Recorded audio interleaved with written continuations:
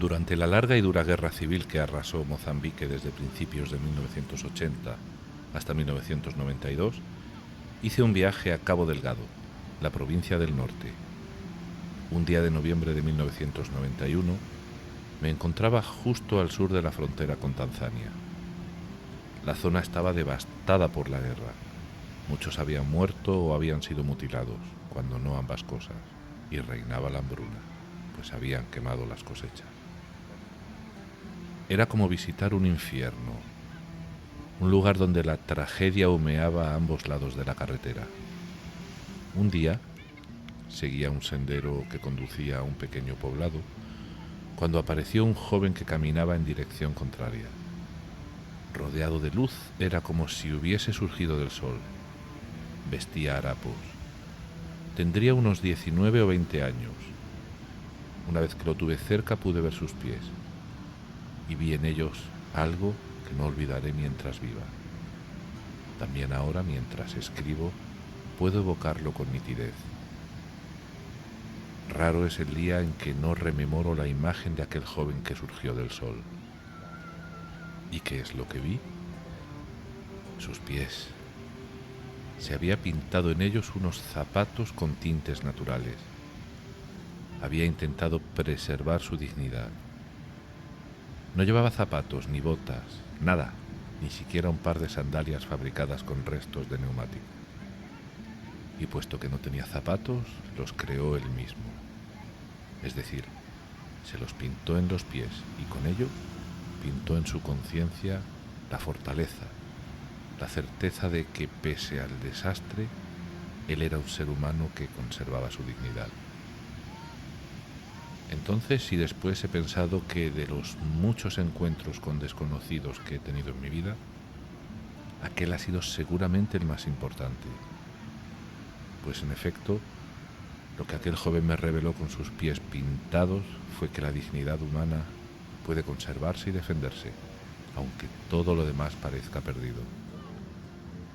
Me reveló que todos debemos ser conscientes de que también a nosotros puede llegarnos el día en que tengamos que pintarnos un par de zapatos en los pies. Y en ese caso es crucial que seamos conscientes de que tenemos la capacidad de hacerlo. Ignoro cómo se llamaba, pues él no hablaba portugués y yo no conocía su lengua. Me he preguntado a menudo qué fue de él. Lo más probable es que esté muerto, pero no tengo modo de saberlo. Y la imagen de sus pies me sigue siempre a donde quiera que voy.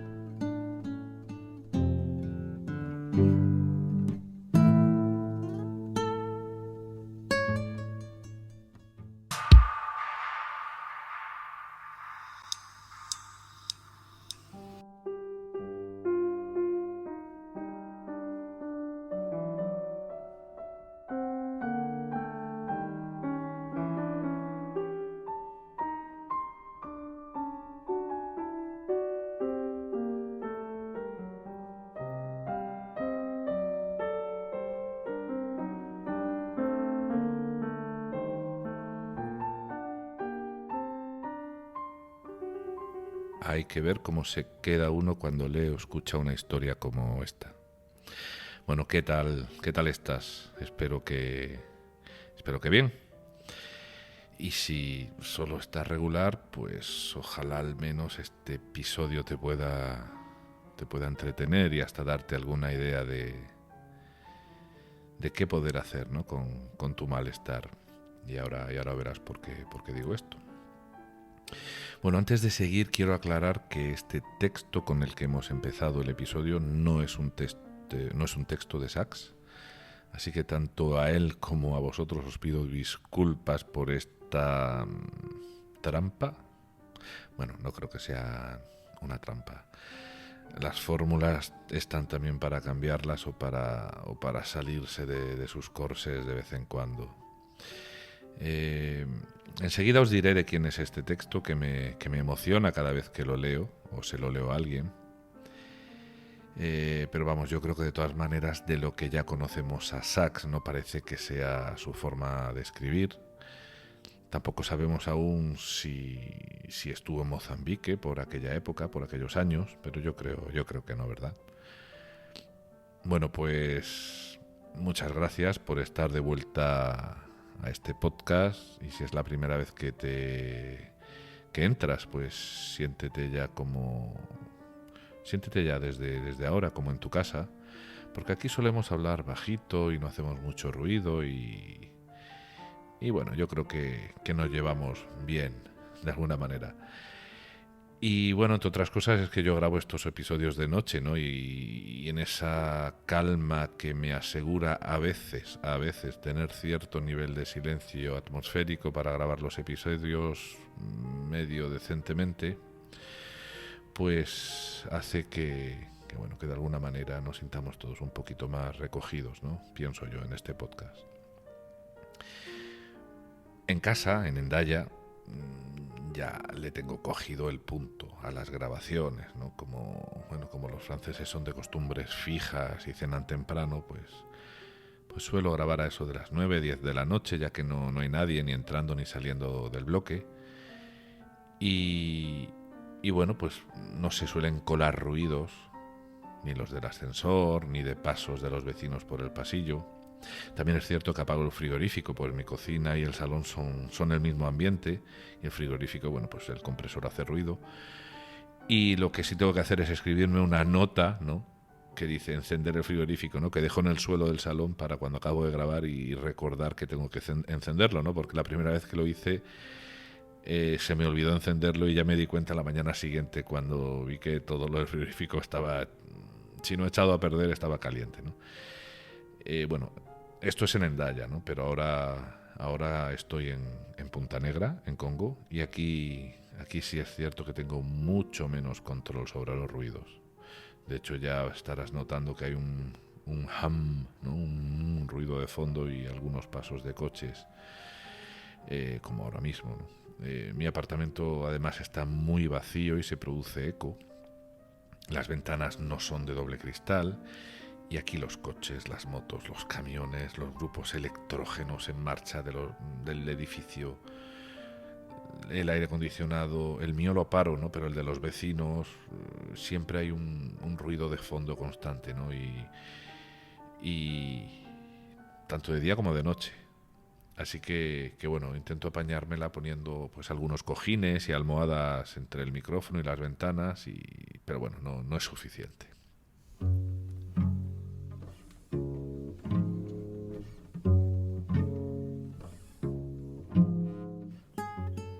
Hoy vamos a enfocar el episodio desde otro punto de vista. Hoy vamos a hablar más de otras personas que de Sachs, aunque Sachs evidentemente estará presente. ¿Y de qué forma? Pues guiándonos, ¿no?, en una parte de este episodio.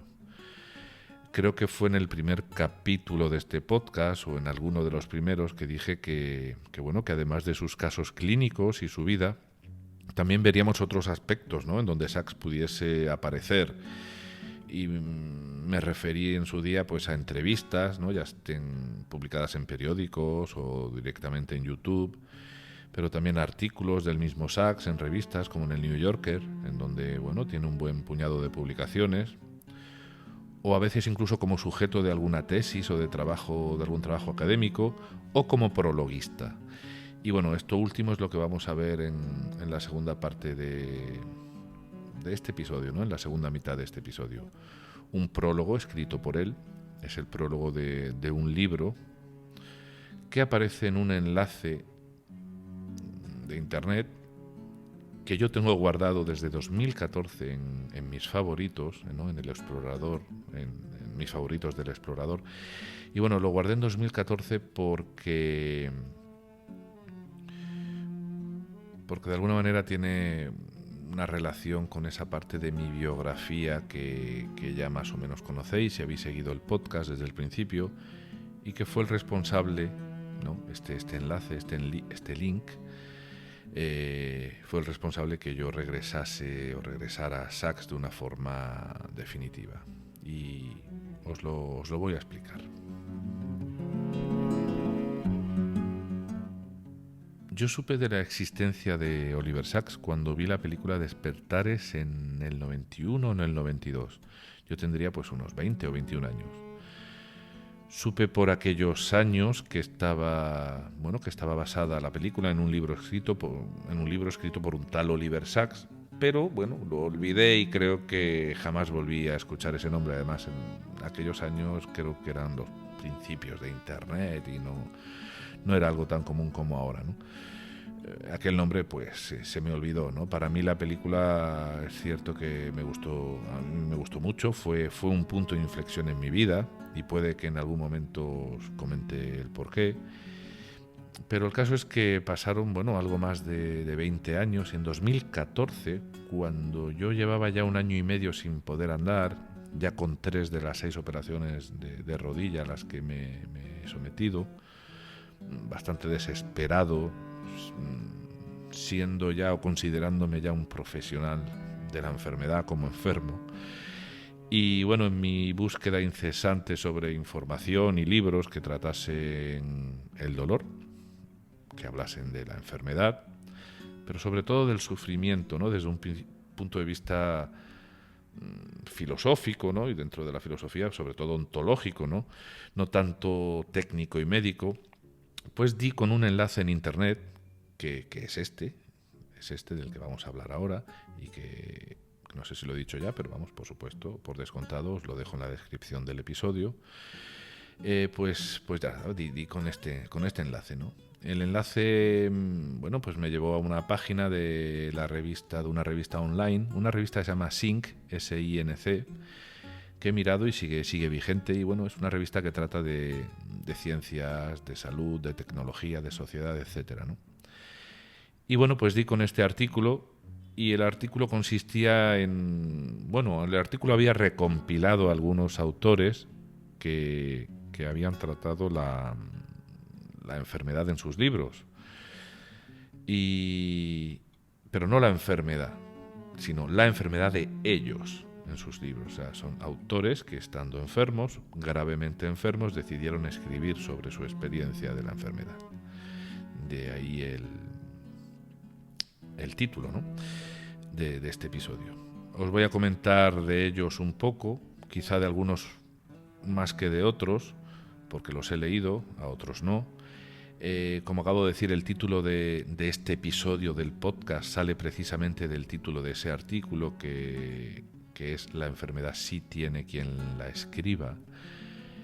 Y no es un laísmo. Pensé que aquí hay un laísmo, no, porque es cierto que no es lo mismo decir la enfermedad sí tiene quien la escriba. Sí tiene, estoy mezclando con Márquez. La enfermedad sí tiene quien la escriba. Y decía que no es un laísmo, porque no es lo mismo decir la enfermedad sí tiene quien le escriba que decir la enfermedad sí tiene quien la escriba, ¿no? Pero durante un momento pensé, aquí se han equivocado, han metido un laísmo. Que no pasa nada, me parece que el laísmo está hasta aceptado. O sea que... Pero vamos, era por curiosidad. Además es un título, justamente me acabo de confundir, porque yo creo que estuvo muy sagazmente inspirado, ¿no? En la novela de García Márquez, El coronel no tiene quien le escriba. Bueno, pues en este artículo me encontré con una serie de autores de los que había leído poco, algo de algunos y nada de otros. Y bueno, y que gracias al artículo, pues a algunos sí los comencé a leer, ¿no? Siempre me ha fascinado cómo se transmite el interés por el saber, ¿no? En mi caso, como supongo que en el de la mayoría de la gente, si tengo una fuente de conexión emocional o intelectual por la fuente que recomienda una lectura o un disco de música, pues me voy acto seguido a buscar esa lectura o ese disco de música, o lo apunto en la libreta de notas que suelo llevar casi siempre a mano. Y bueno, pues yo casi siempre acabo apuntando más cosas de las que puedo abarcar, ¿no? Algunas pues las acabo descubriendo y otras se quedan ahí en la libreta para siempre a la espera, ¿no? Al menos en mi caso. Bueno, pues el primero de los... Voy a citar ahora varios autores que aparecen en el enlace. El primero de estos escritores del enlace de esa web, de los que quiero hablaros, de quien quiero hablaros, es de Henning Mankell. Es un escritor y dramaturgo sueco, seguramente muchas ya lo conoceréis, que murió de un cáncer en octubre de 2015, justamente unas semanas después de la muerte de Oliver Sacks, que fue a finales de agosto del 2015. Yo a Mankell lo conocí gracias a este artículo y leí algunos de sus libros sobre África y sobre todo su famoso... Y algunos libros de su famoso detective, luego me di cuenta que era famoso, yo no lo conocía, Kurt Wallender, que ha sido interpretado por Kenneth Branagh en la televisión. Y bueno, pues hay una conexión muy bonita entre sus libros que tratan de África, sobre todo los que trata sobre una niña, Sofía, y la pérdida de su pierna por la explosión de una mina en Mozambique, y el famoso retrato que le hizo a Sofía, ya siendo madre, el fotógrafo, entre otras cosas, Gervasio Sánchez, ¿no? En su libro Vidas Minadas. Hay una bonita conexión ahí. Pero bueno, lo que justifica que Mankell esté aquí es porque cuando supo que tuvo cáncer decidió escribir su libro Arenas Movedizas, en donde hace una reflexión más allá de su propia enfermedad, una reflexión a una escala humana y mundial sobre temas muy profundos y muy interesantes. Acabo de mencionar Mozambique. Bueno, pues supongo que a estas alturas ya te has dado cuenta, y si no, pues ahora te lo digo, bueno, que el texto del comienzo del episodio, de este episodio, es de él. Es un texto que me gusta tanto que he decidido romper la regla y ponerlo, ¿no? Colocarlo al principio. Es un texto además extraído de un pequeñito libro titulado Moriré pero mi memoria sobrevivirá, y que es un libro que escribió él y es una reflexión sobre el SIDA en África. Mankell, además de escritor, fue realizador de teatro y dedicó muchos años de su vida a estar en África, ¿no? Concretamente en Mozambique. Yo creo que el texto del comienzo del episodio ya da una idea clara de su talla humana y de su sensibilidad. Y bueno, para los que no lo conozcáis y os interesen todos estos temas, pues aquí tenéis un diamante en bruto del que disfrutar. Seguimos. El enlace de esta revista, de la revista Sync, también nos presenta a Susan Sontag, que para algunos de los paseantes del podcast no necesitará presentación, seguramente. Bueno, pues ella también escribió sobre su enfermedad, escribió aparte de muchos otros temas, de fotografía, incluso tiene un libro que se titula Frente al dolor de los demás, o sea, no solo escribió sobre su enfermedad, sino evidentemente hace una observación sobre lo que es el sufrimiento de los demás desde su perspectiva, y bueno, muchos más temas, ¿no? Pero siempre de una manera no solamente profundo, ¿no? Sino de una manera muy especial que ella tenía, ¿no? Ella era una gran intelectual.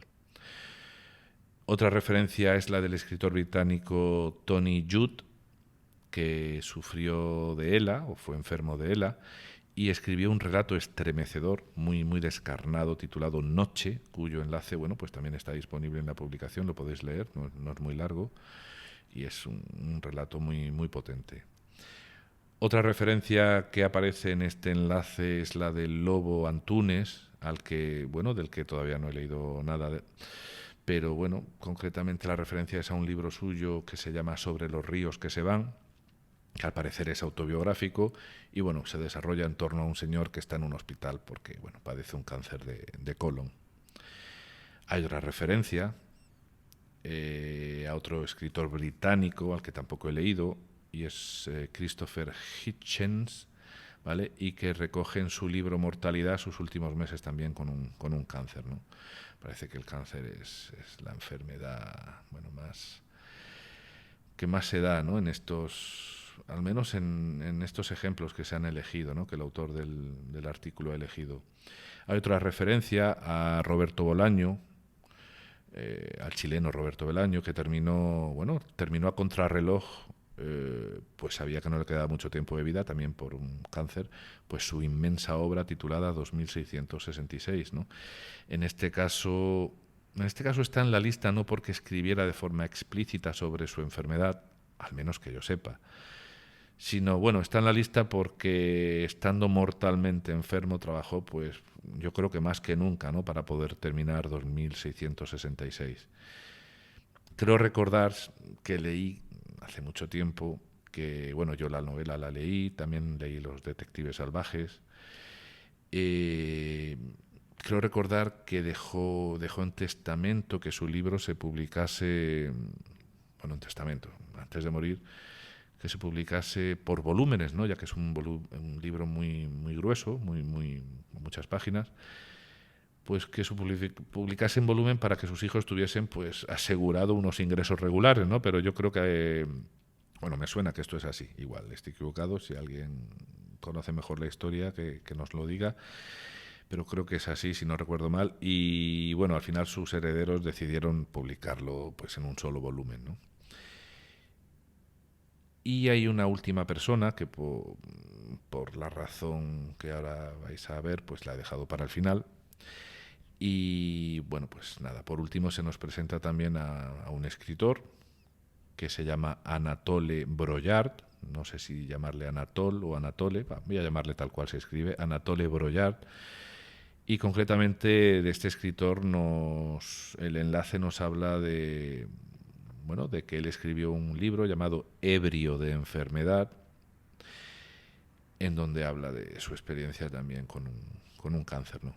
Bueno, pues aquí ocurrió algo esencial para mí cuando leí sobre Anatole Broyard y sobre su libro, y es que me llamó tanto la atención el título del libro, tenía tantas resonancias con mi estado de salud de aquel entonces, con aquellos dolores y sin poder apenas andar, más todas las capas, ¿no?, mentales de sufrimiento que yo añadía, ¿no?, que si el trabajo, que cuándo va a solucionarse esto, que si con la medicación no me siento muy bien ni me siento despierto, y bueno, y el paso de los meses, los años, y bueno, cada vez era peor, ¿no?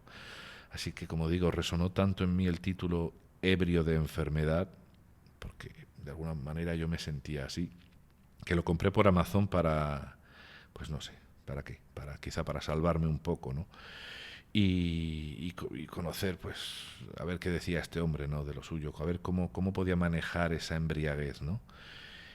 Y bueno, pues cuando me llegó el libro, pues me llevé un pequeño chasco porque era muy pequeñito y dije, vaya.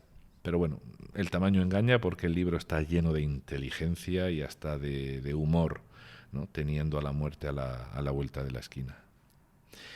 Y bueno, pues abrí el libro y vi que el prólogo era de un tal doctor Oliver Sacks. Y bueno, empecé a leer y en un momento del libro, por la mitad más o menos, dice el autor algo así como: mi médico ideal sería uno como el doctor Sacks, ¿no? Entonces cerré el libro y me imaginé que yo también quería un doctor así, sin saber quién era ese doctor, ¿no? O sea, si este hombre, después de todo lo que había leído, decía que su médico ideal sería uno como el doctor Sacks, y yo había pasado además tanto con los médicos, tantos desencuentros con los médicos que me habían operado, que bueno, cerré el libro y dije, yo también quiero un doctor así. Y bueno, pues me metí en internet y vi que ese doctor Sacks era el que había escrito Despertares. Era la persona detrás del papel que hacía Robin Williams en la película Despertares, con todo lo que eso implicaba para mí. Y ese día, recuerdo, no pude más que ponerme a llorar y tumbarme en la cama, pues no sé, yo creo que para incubar algo que se fue desarrollando en mí durante mucho tiempo, ¿no? Y yo creo que una de las ramificaciones de aquello que incubé, ¿no?, ha sido la creación de este podcast tantos años atrás. Y otra ramificación ha sido, pues, ese impulso, ¿no?, de estudiar psicología, ¿no? Y bueno, también ha habido otras.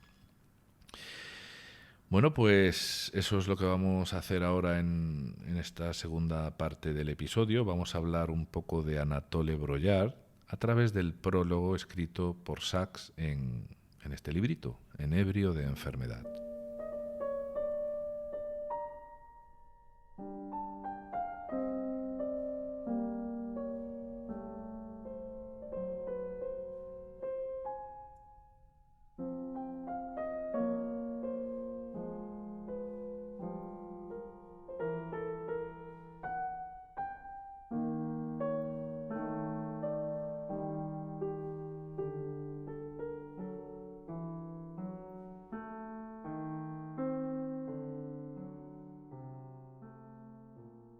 Anatole Broyard fue escritor y crítico literario. Escribió artículos para periódicos, incluido el New York Times, pero también dirigió una prestigiosa revista, el The New York Times Book Review. Y bueno, pues como ocurre con esta gente que se dedica a la crítica literaria, pues también dio clases de narrativa, ¿no?, en varias universidades, como en la de Columbia o en la Universidad de Nueva York. Escribe Sachs en el prólogo que los temas relacionados con la enfermedad ocuparon para Broyard un lugar muy importante, y es que él, Broyard, siendo aún joven, perdió a su padre por un cáncer de vejiga. Y fue en 1954 que cuando Broyard escribió creo que fue para un periódico, pues un relato titulado Lo que dijo la cistoscopia, ¿no?, relacionado precisamente con el cáncer de su padre, ¿no? Relato que luego se recogió para añadirlo a este pequeñito libro, ¿no?, a Ebrio de enfermedad. Bueno, en realidad este libro contiene muchas referencias bibliográficas de la literatura de la enfermedad y de personas que le escriben a la enfermedad, pero sobre todo de personas que escriben a su enfermedad, ¿no? Y también de la literatura en general que habla sobre la muerte, ¿no?, sobre la muerte después de un proceso complicado. Broyard hace crítica y se apoya, ¿no?, se apoya precisamente en estos libros que él comenta, pues para hacer reflexiones muy personales, ¿no? Dos de sus capítulos, el libro contiene varios capítulos, son 5, 6 o 7, pero bueno, 2 de sus capítulos tratan precisamente de estos temas, pero también hay un capítulo que es un diario escrito por él entre mayo y septiembre del año 90, en pleno proceso ya de enfermedad. Y también hay un capítulo titulado El paciente examina al médico. Además es un capítulo al que Sachs le da una especial importancia. Escribe Sachs en el prólogo que a Broyard, que siempre había tenido una salud de hierro, ¿no?, y que jamás había estado hospitalizado, de repente, pues, ¿no?, se le declaró un cáncer de próstata, ¿no?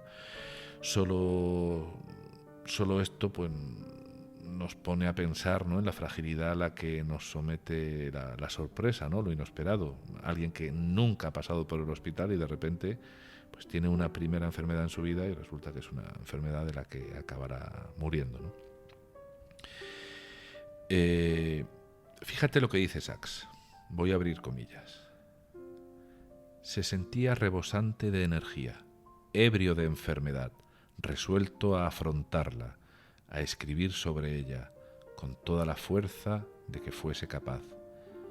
Y estos últimos escritos, que datan de cuando estaba mortalmente enfermo, y lo sabía, aportan fuerza, claridad, ingenio, urgencia, intensidad de sentimiento, por los poderes metafóricos y poéticos de la enfermedad, todo lo cual los hace equiparables a lo mejor que se haya escrito sobre esta cuestión desde Tolstoy hasta Susan Sontag. Cierro comillas. Bueno, pues una vez más volvemos a escuchar el nombre de Susan Sontag, esta vez dicho por Sachs, pero es que Broyard también la cita en su libro.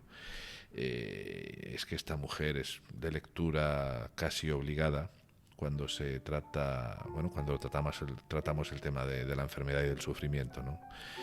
Y como he dicho antes, ella escribe desde un punto de vista muy suyo, ¿no? No es del gusto de todos, pero bueno, quizá si te apetece darte una oportunidad y no la conoces, podrías leer algún libro de ella, si te interesa el tema. Escribe Brollard en su libro: la amenaza de la muerte debería hacernos más ingeniosos. ¿Qué te parece la frase? El libro está lleno, ya he dicho que es pequeñito, pero está lleno de frases que hacen que la leas y lo cierres y le des unas vueltas y luego sigas leyendo, ¿no? Hace que pares mucho. No se lee tan de golpe, ¿no? Te invita a pararte. Bueno, Sachs remarca algo esencial de Brollard sobre la escritura de la enfermedad. Y es que, según el crítico literario, según Brollard, soportamos mal el pensar en una enfermedad anónima. Dice él que necesitamos que las enfermedades sean metafóricas y que las rodeemos de un sentido. Fíjate en esta frase, abro comillas: la necesidad definitiva consiste en apropiarse de la enfermedad, adueñarse de ella, y es que me parece que cualquier persona seriamente enferma ha de desarrollar un estilo de cara a su enfermedad, cierro comillas.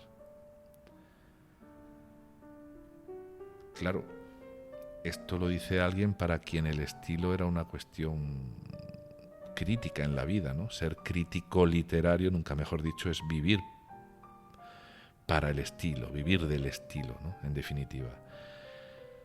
Pero bueno, a los demás, los que no nos hemos ejercitado en la escritura, también nos puede resultar esta propuesta de Brollard interesante, ¿no? Creo que debería resultarnos interesante.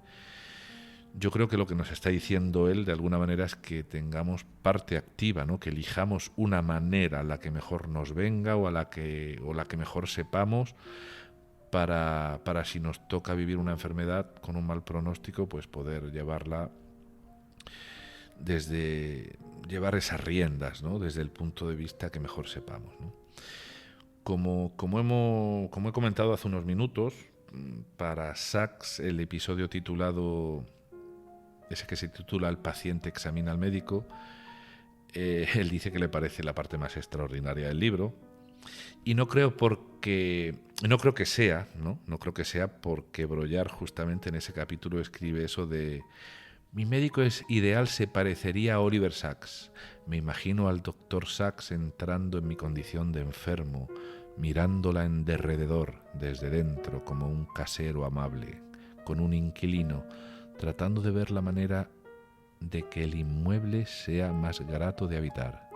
Miraría en derredor, llevándome de la mano, y entendería qué se siente siendo yo. Trataría entonces de hallar alguna ventaja de la situación. Es capaz de convertir ventajas en desventajas. El doctor Sachs sabría ver el genio de mi enfermedad. Juntos lucharíamos contra mi destino. Y aquí termina la cita. Así que Sachs dice: este es el mejor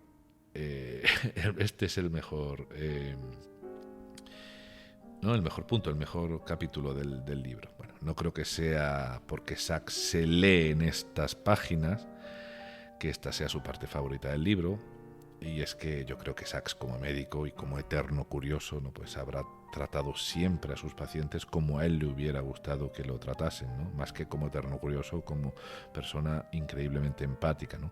O al menos lo quiero imaginar así. Bueno, también se nos ilustra aquí con un párrafo que voy a citar también textualmente, literalmente, y abro comillas.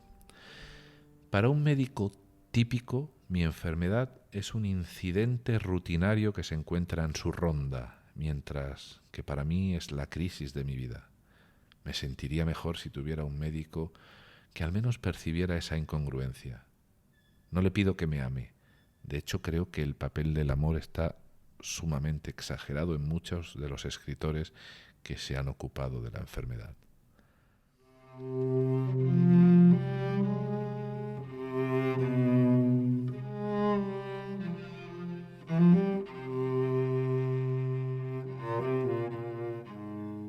Sachs, en el prólogo, dice con sus palabras más o menos lo mismo que nos ha dicho Brollard hace un minuto. Vuelvo a entrecomillar, dice Sachs, lo que busca un médico, refiriéndose a Brollard, o sea, lo que busca en un médico, refiriéndose a Brollard, evidentemente, es alguien que sepa leer a fondo la enfermedad y que sea un buen crítico de la medicina.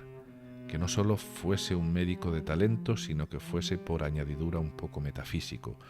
Uno que sea capaz de ir más allá de la ciencia y llegar a la persona. Capaz de imaginar la enfermedad en la que viven los enfermos críticos. Quiero que sea él mi Virgilio, que me guíe por mi purgatorio o mi infierno, señalando todo lo que haya que ver por el camino. Y cierro las comillas.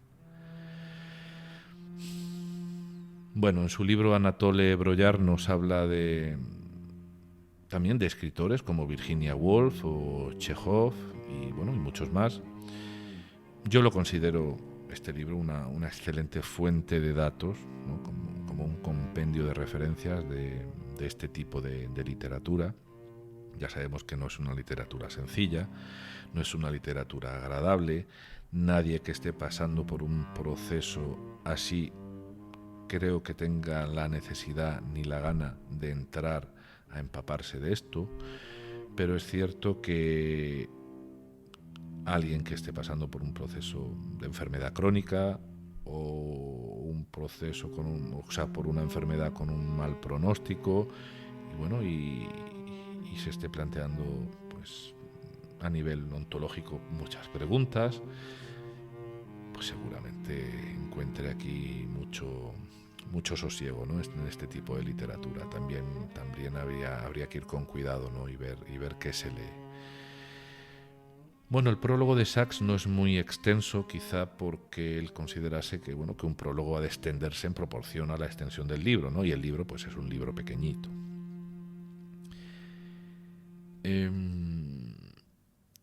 Es curioso, o me parece curioso, que todas las referencias que hemos visto en este capítulo, ya sean las de la revista Sync, ¿no? En ese enlace que tenéis en la descripción,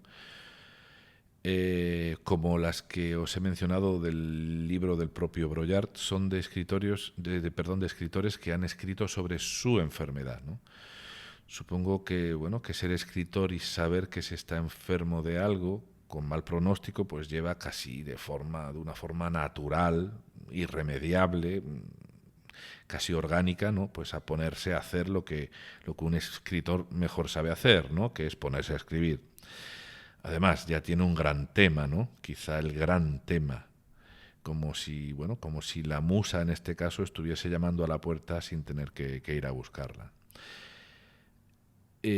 Aunque, también supongo que debe darse en un escritor enfermo, además de que en muchos de ellos esté esta predisposición para tomar su enfermedad como tema de escritura, quizá porque sepan que es lo último que van a escribir, pero yo creo que también tiene que haber una predisposición a tratar el tema, ¿no? Un tema tan personal y doloroso. Y la prueba está en que ha habido grandes escritores que, estando mortalmente enfermos, pues nunca escribieron sobre la enfermedad. Y yo lanzo la pregunta, me la lanzo a mí, te la lanzo a ti, la lanzo aquí en el episodio: ¿dónde nos quedamos los que no somos escritores, ¿no? ¿Cómo lo hacemos los ingenieros o los economistas o los panaderos, etcétera, ¿no? Los que sabemos que escribimos, los que sabemos que lo que vamos a escribir no va a trascender, no se va a publicar, ¿no? Y además, ¿con qué armas literarias escribimos, ¿no? Algo tan sensible y profundo si no nos hemos ejercitado en este arte. Bueno, pues seguramente que muchos lo hayan hecho, yo lo he hecho, me ha salido fatal, terrible, pero muchos lo habrán hecho y seguramente se haya quedado escrito pues para que lo leyese la familia o para dejarlo en un cajón. El caso es que la literatura parece ser una terapia que funciona, ¿no? Pues entre otras cosas porque estructura el pensamiento y le da forma, ¿no? Y yo creo que con un poquito de empeño los demás también lo podríamos hacer bien. Y lo que vamos a hacer es ir cerrando el episodio lo vamos a hacer con unas líneas del libro de Brollard, ¿no? Y porque no quiero hacer el episodio más largo y además tampoco quiero destriparos más el libro, ¿no? Por si lo queréis leer. Estas líneas que voy a leer ahora pues ilustran la necesidad que él tiene de, como él ha mencionado antes en una de las citas, de apoderarse de su enfermedad y de hacerla tangible, ¿no? Como el que se apodera, bueno, de las riendas de un caballo salvaje, ¿no? Que al fin y al cabo es eso, es una enfermedad tan tremenda que no sabes cómo va a desembocar. Al fin y al cabo es algo que se te escapa de las manos, ¿no? Entonces, pues voy a abrir comillas y voy a leeros. Si mi urólogo, por ejemplo, dijese, ¿sabe usted? Le ha dado mucha caña a esa próstata que tiene. Parece un balón de baloncesto desgastado por el uso. Y es que nadie quiere tener una enfermedad anónima. Yo de largo preferiría pensar que me la he causado yo antes de suponer que sea un mero accidente de la naturaleza. A mí me gustaría hablar de mi próstata con mi urólogo no como si fuese un órgano enfermo, sino como si fuese la piedra filosofal. Como la ciencia nos dice que la energía no se puede perder en el universo, me gustaría preguntarle a dónde va a parar mi energía sexual si el tratamiento me bloquea la próstata. ¿Podría volverse contra la enfermedad como una rata acorralada? Y cierro las comillas.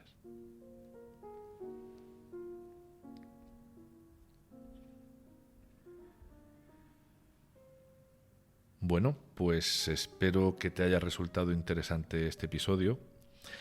Descubrir este enlace de la revista Sync me hizo, bueno, como he dicho antes, descubrir y leer a Henning Mankell y a Anatole Broyard. Y bueno, gracias a este último, pues Broyard me volvió a poner de una forma ya definitiva a Oliver Sacks en mi vida, ¿no? Y bueno, y yo a través de este modesto podcast, pues igual puedo transmitirte algo que encienda un interés en ti, en alguno de los temas o autores que aquí se mencionan. Y ojalá yo pueda contribuir también un poco, ¿no?, a la extensión de la cadena del conocimiento. Yo creo que todos lo hacemos de una manera u otra. No quiero despedirme de ti sin invitarte a que te suscribas hoy, ahora si puedes, si no lo habías hecho antes, a mi canal de YouTube. Y es que el episodio que viene,